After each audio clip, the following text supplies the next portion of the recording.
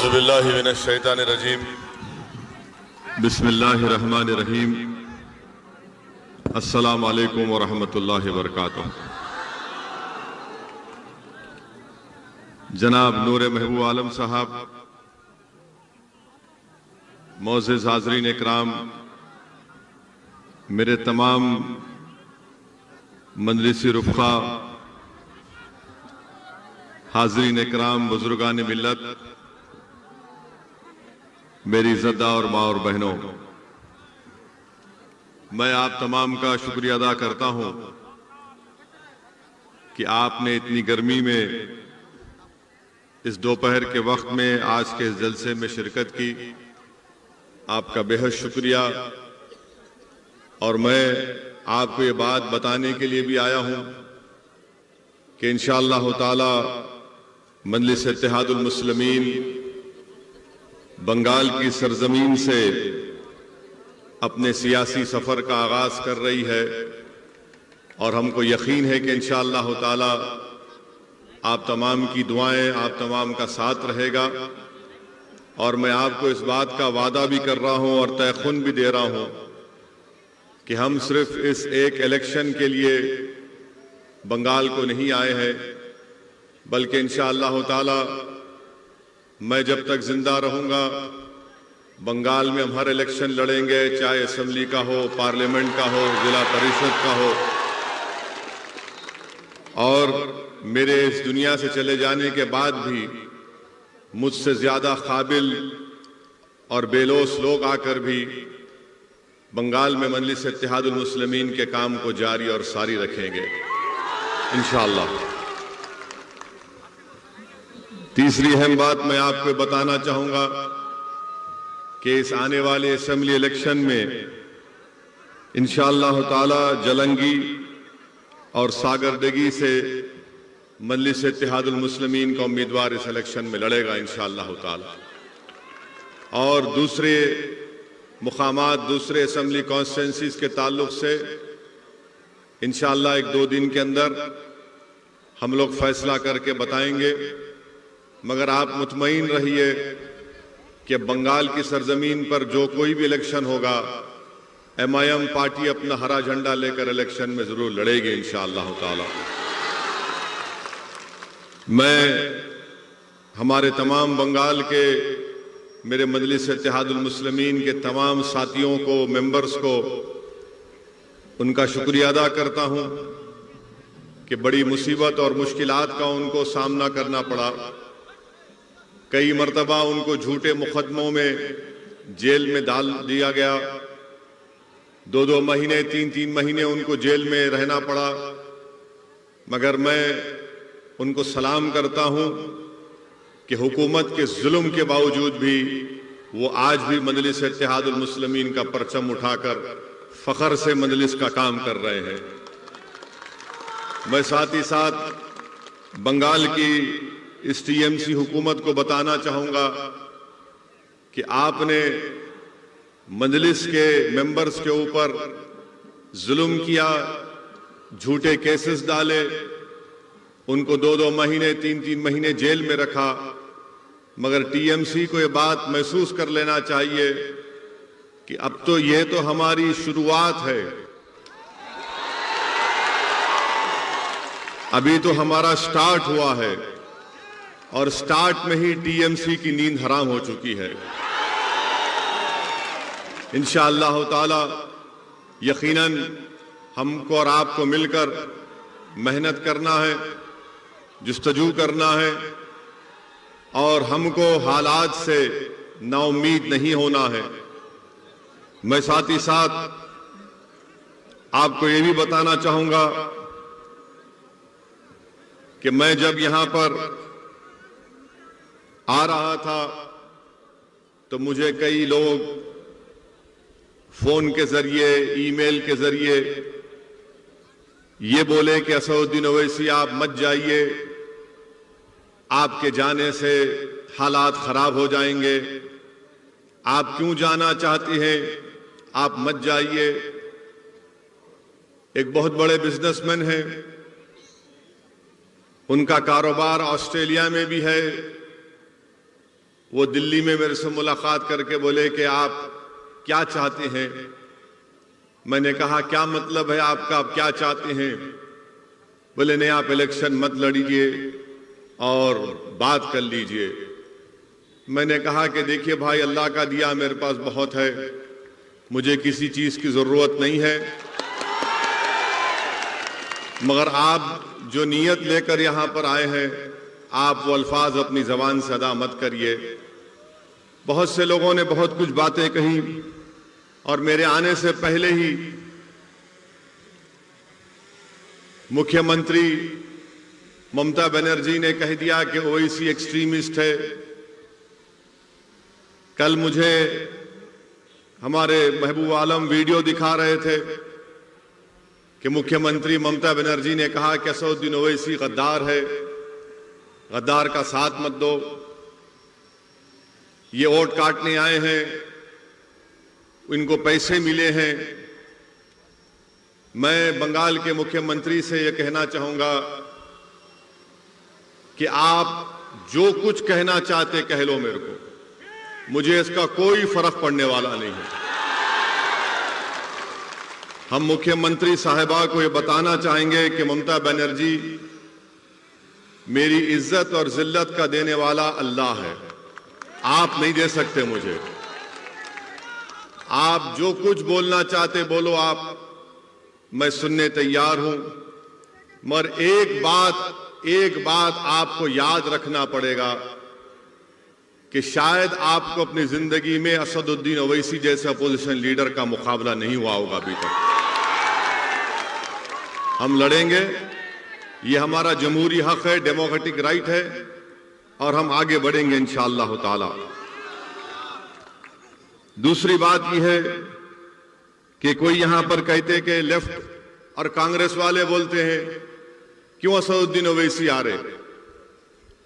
TMC, Congress, balm और BJP, ये चारों मेरे बारे में एक बात जरूर कहते हैं, ये चारों एक बात पे मुत्तफिक हैं। कांग्रेस भी वही बात, लेफ्ट भी वही बात कि आप यहां पर क्यों आकर वोट को काटते हैं। मैं पूछना चाहता हूं टीएमसी के लोगों से, कांग्रेस और बाम के लेफ्ट के लोगों से, क्या बंगाल का वोटर आपका गुलाम है कि आपकी बात को सुनेगा? बंगाल का वोटर जिसको चाहे वोट देगा, मुझे देगा या नहीं देगा, मगर आप कब से बोलना शुरू कर दिए कि नहीं आओ।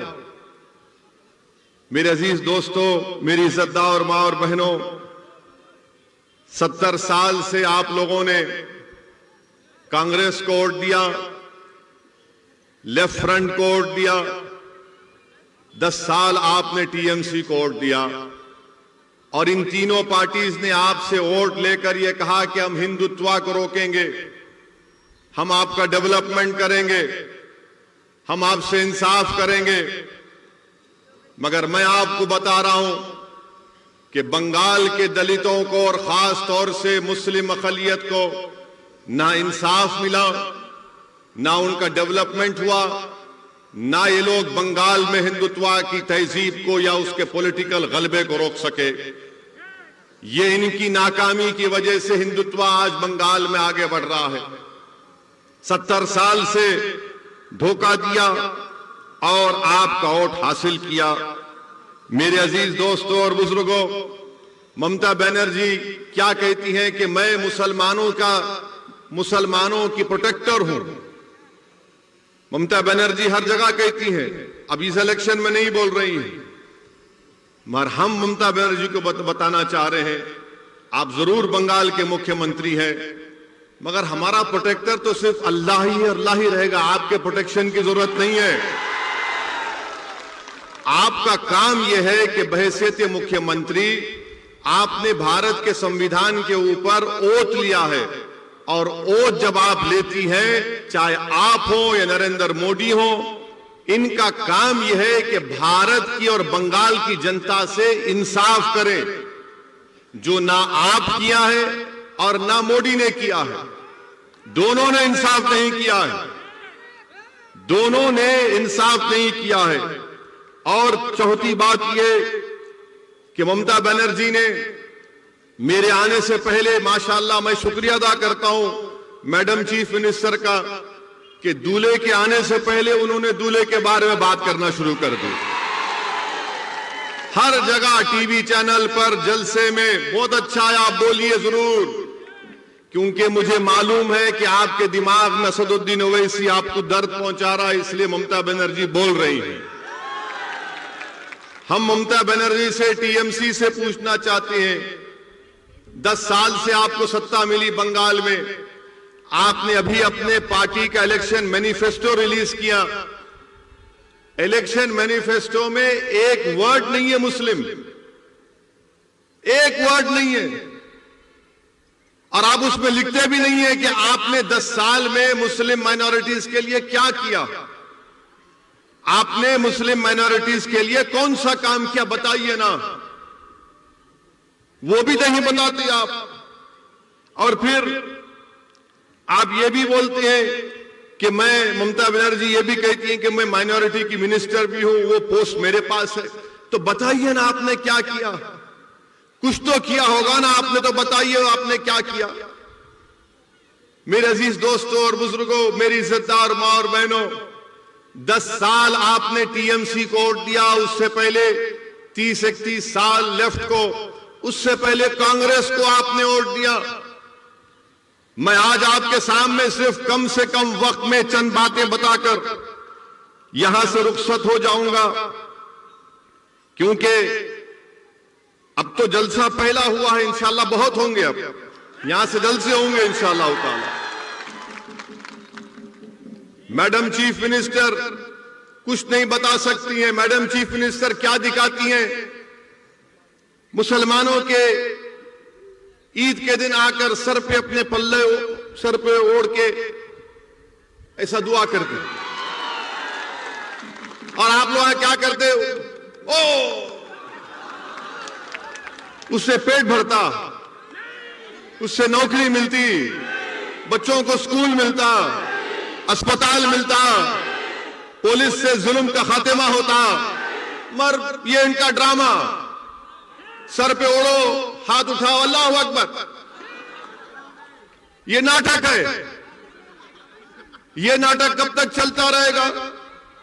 अच्छा, अब आप खुद, मैं आपको बता रहा हूं, मैं ममता बनर्जी से, चीफ मिनिस्टर बंगाल से, ये लेफ्ट फ्रंट के लोगों से, और कांग्रेस, ये लेफ्ट फ्रंट कांग्रेस तो इनका आखिरी इलेक्शन है, इसके बाद खत्म ही हो जाने वाले हैं, नहीं रहने वाले हैं।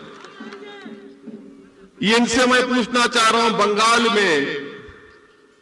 बंगाल में आप ये बताइए कि क्या ये बात सच नहीं है कि बंगाल में 15% मुसलमान बच्चे जिनकी उम्र 6 साल और 14 साल की है, वो स्कूल के बाहर हैं। 6 और 14 साल की उम्र के बच्चे 15% स्कूल के बाहर हैं। क्यों नहीं डाले उनको स्कूल में? आप, मैं रोका था क्या आपको? ठीक है, मैं गद्दार हूं, चलिए मान लिया मैं गद्दार हूं, मैं सब कुछ हूं, मगर आप स्कूल में क्यों नहीं, स्कूल नहीं बनाए? ये गवर्नमेंट का डेटा है, मेरा नहीं है। 6 और 14 साल की उम्र के 15% मुस्लिम बच्चे स्कूल के बाहर हैं।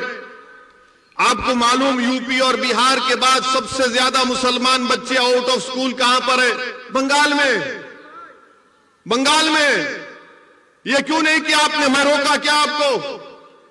आप स्कूल खोल देते। 30 साल लेफ्ट की हुकूमत, उससे पहले कांग्रेस की हुकूमत, 10 साल से टीएमसी की सरकार, किसने रोका था आपको स्कूल खोलने से? क्या यह बात सच नहीं है कि जितने सेकेंडरी और हायर स्कूल हैं वो मुर्शिदाबाद में, मालदा में, दिनाजपुर में नहीं है? क्यों नहीं है? क्योंकि यहां पर बड़ी तादाद में मुस्लिम माइनॉरिटी रहती है। कहां पर ये स्कूल ज्यादा है? दार्जिलिंग में है, बंकुरा में है। आप बताइए फिर ये क्यों, आप यहां क्यों नहीं खोलते? आप यहां पर खोलना चाहिए ना, जहां पर जरूरत है। मगर नहीं, ममता बनर्जी बोलेंगे वो इसी गद्दार है, लेफ्ट कांग्रेस बोलेंगे बी टीम है। अरे मैं सब कुछ हूं बाबा, तुमने स्कूल क्यों नहीं खोला? इनके पास इसका कोई जवाब नहीं है। अच्छा, आपको मालूम कि मुर्शिदाबाद जिले में 50% स्कूल के बच्चों को मिड डे मील स्कीम नहीं मिलता। अब तो खैर कोविड से स्कूल बंद है, मगर 2019 से क्यों नहीं देती आप मिड डे मील स्कीम? बच्चों को स्कूल में खाना दिया जाता है पूरे भारत में। 50% स्कूल्स में मुर्शिदाबाद में मिड डे मील स्कीम नहीं दिया जाता। क्यों नहीं दिया जाता? ठीक है ममता दीदी, मैं गद्दार हूं, मानता हूं कांग्रेस जब वालों में भी टीम हूं, बताओ फिर तुम स्कूल में खाना क्यों नहीं देते? ये तुम्हारा डेटा है, मेरा नहीं है। और फिर लेफ्ट के लोग बोलते हैं मुसलमान को जमीन दिए। 3/4 Muslims of Bengal have no land, जमीन नहीं दिए और आप झूठ बोलते हैं मेरे अजीज दोस्तों और बुजुर्गों। फिर उसके बाद आप देख लीजिए कि 6 सबसे बदतरीन डिस्ट्रिक्ट जो हैं हेल्थ के एतबार से, 3 के 3 तो 50% मुस्लिम माइनॉरिटी के डिस्ट्रिक्ट है। आप क्यों नहीं खोले अस्पताल? वहां पर खोलना था ना, मैं रोका आपको। ठीक है, मैं गद्दार हूं, बी टीम हूं, मैं उनसे पैसे लिया, उनसे जो भी होगा अलग बात है, मगर ये काम आप क्यों नहीं करे? इनको इसी बात का हम सब सवाल करते हैं तो इनको तकलीफ हो जाती है। और मैं मुर्शिदाबाद की हमारी मां और बहनों को बताना चाह रहा हूं, मुर्शिदाबाद जिले के मां और बहनों को बताना चाह रहा हूं, जो 50% हमारी मां और बहनें बीड़ी बनाती ना। अब आप मेरी बात सुन लो। क्या आपने टीएमसी और कांग्रेस लेफ्ट के किसी एक लीडर से सुना कि नरेंद्र मोदी की सरकार एक नया रूल बना रही टोबैको के ऊपर, तंबाकू के ऊपर, उससे लाखों बीड़ी बनाने वालों की नौकरियां चले जाएंगी? मैं 1 महीना पहले नरेंद्र मोदी की हुकूमत को, गवर्नमेंट को लेटर लिखा कि कॉप्टा में अमेंडमेंट्स मत लाइए। भारत में 85 लाख बीड़ी बनाने वाली और उसमें 70% महिलाएं। अगर वो कॉप्टा का अमेंडमेंट आएगा तो लाखों नौकरियां चले जाएंगी बीड़ियों की। इस पर कोई टीएमसी क्यों नहीं बोलती? क्यों नहीं बोलती ममता बनर्जी मोदी को कि ये बोलो इस बारे में? ना कांग्रेस बोलती है, ना लेफ्ट बोलती है। बीड़ी का बनाती हमारी मां और बहनें यहां पर। फिर आप वो भी देख लीजिए। अच्छा, मैं गद्दार हूं, ममता बनर्जी बोलती मैं गद्दार हूं, कांग्रेस बोलती कि मैं बी टीम हूं। अच्छा, ये बताओ, पूरे बंगाल में 25.4% घर में टैप वाटर है, पानी का टैप वाटर है। मुसलमान को खाली 15% क्यों है? गद्दारों को पानी नहीं पिलाते ममता बनर्जी? आप बी टीम को पानी नहीं पिलाते क्या आप? 15% मुस्लिम के पास। अच्छा, ड्रेनेज लाइन पूरे बंगाल में 31.6% घर में ड्रेनेज लाइन है। कितने मुस्लिम माइनॉरिटी के पास है? 15.2%। क्या यह ठीक है? मुझे गाली दो, आप दिल भर के गाली दो, शायद आपका दिल मुतमईन होता होगा, रात में अच्छी नींद आती है, मगर ये सवाल का जवाब दो ना। इस सवाल का जवाब कौन देगा? मुर्शिदाबाद में आपको मालूम कि सबसे जहरीला पानी यहां पर मिलता है। मुर्शिदाबाद में आर्सेनिक पानी मिलता है। आर्सेनिक पानी, लाल रंग का पानी मिलता है और उसमें पानी का क्या है? 3000 पार्ट्स पर बिलियन है। WHO बोलता है कि 300 लिमिट होना चाहिए। मुर्शिदाबाद में 3000 पार्ट्स पर बिलियन आर्सेनिक पानी मिलता है। क्या कर रही टीएमसी? क्या किया लेफ्ट ने? क्या किया कांग्रेस ने? जो मुर्शिदाबाद मालदा में बरसों से तुम्हारा एमपी, तुम्हारा एमएलए जीत के आ रहा, तुम तो साफ पानी नहीं पिला सकते, आर्सेनिक पानी आप देते हैं मेरे अजीज दोस्तों और बुजुर्गों। फिर वहीं पर आप देखिए मगरबी बंगाल में हायर एजुकेशन का सर्वे हुआ गवर्नमेंट ऑफ इंडिया का। कितने मुस्लिम माइनॉरिटी के बच्चे हायर एजुकेशन में पढ़ रहे मालूम आपको? बंगाल में मुसलमानों का पॉपुलेशन क्या है?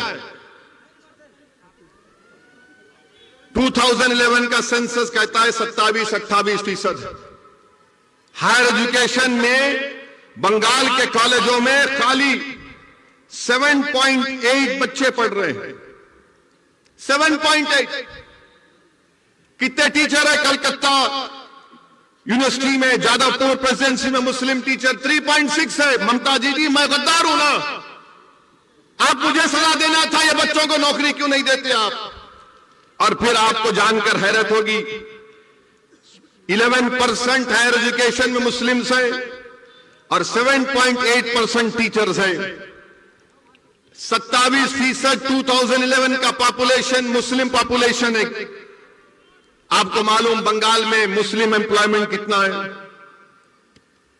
कितनी नौकरियां गवर्नमेंट में आपको मालूम? 27% पॉपुलेशन है मुस्लिम माइनॉरिटी का, और गवर्नमेंट में ममता बनर्जी हो या कांग्रेस हो, लेफ्ट हो, ओनली 6% मुस्लिम्स आज एम्प्लॉयमेंट में गवर्नमेंट में। 27% पॉपुलेशन, 6% नौकरी। और तीसरा आ जाइए आप, कितने जेल में है मुसलमान मालूम आपको? कितने जेल में है मुसलमान आपको मालूम? अभी बंगाल के कितने जेल में मालूम तुमको? तुम्हारी आबादी मुस्लिम अकलियत की आबादी 27%, गवर्नमेंट में नौकरी 6%, जेल में कितने मालूम? 38%। ताली मारने का नहीं है, सोचने का है। ताली मत मारो, सोचो मेरी बात को। ममता बनर्जी बोलती मैं गद्दार हूं, कांग्रेस लेफ्ट बोलती मैं बी टीम हूं। ठीक है, मैं मान लेता हूं तुम सच हो, मगर ये क्या है फिर? ये बर्बादी की दास्तान किसने की? ये बर्बाद किसने किया मुझे? तुम तो मेरा वोट लेकर चले गए, तुम तो मेरा वोट ले लिए ना, मगर तुमने क्या दिया मेरे बच्चों को? स्कूल दिया नहीं दिया, कॉलेज में एडमिशन दिया नहीं दिया, तुमने गवर्नमेंट में नौकरी दी नहीं दी, तुमने मेरे घर में पानी की लाइन दी नहीं दी, तुमने मुझे पीने का साफ पानी दिया नहीं दिया, तुमने मुझे क्या दिया? तुमने मुझे जेल में डालकर मेरे नौजवानों की जिंदगी को बर्बाद कर दिया। ये पॉइंट है मेरे भाई। इसीलिए असदुद्दीन ओवैसी बंगाल को नहीं आना। मैं आपको सच्चाई से हर चीज बता रहा हूं, आप खुद देख लीजिए। अच्छा, आपको मालूम ये पुलिस के लोग हैं, कितने मुस्लिम सब इंस्पेक्टर है बंगाल में मालूम? कितना तुम्हारा पॉपुलेशन है? 28% पॉपुलेशन है ना। ममता बनर्जी बोलती है ओवैसी गद्दार, कांग्रेस लेफ्ट बोलती है ओवैसी बी टीम। पूरे बंगाल में खाली 7% मुस्लिम सब इंस्पेक्टर्स हैं। 7%, 7%, जिसको सार्जेंट बोलते हैं, इंस्पेक्टर बोलते हैं। कितने मालूम आपको? 2%। 2% है खाली। मेरे भाई ये क्या हो रहा है? अच्छा, सोने पे सुहागा ये कि बंगाल की असेंबली में 294 असेंबली सीट्स में 59 कितने? साबिर 59 है मुस्लिम एमएलए, 59 मुस्लिम है, जिसमें से ममता बनर्जी के 32 हैं। आप बोलेंगे ओ इसी तो 59 है। मेरे भाई 59 की अहमियत नहीं है। अगर मजलिस के 4 जीत के गए तो ममता बनर्जी को यह काम करना पड़ेगा। ये 59 से कुछ नहीं हुआ। क्या किया वो लोग? तो खाली गूंगे बन के बैठे रहे बंगाल के असेंबली में, कुछ बोल नहीं सके, पूछे नहीं कि क्यों इस नाइंसाफी हो रही है। और फिर टीएमसी हमसे बोलती कि हम गद्दार हैं। मैं ममता बनर्जी आपको याद दिला रहा हूं, यहां के जलसे से मैं ममता बनर्जी को याद दिला रहा हूं कि ममता बनर्जी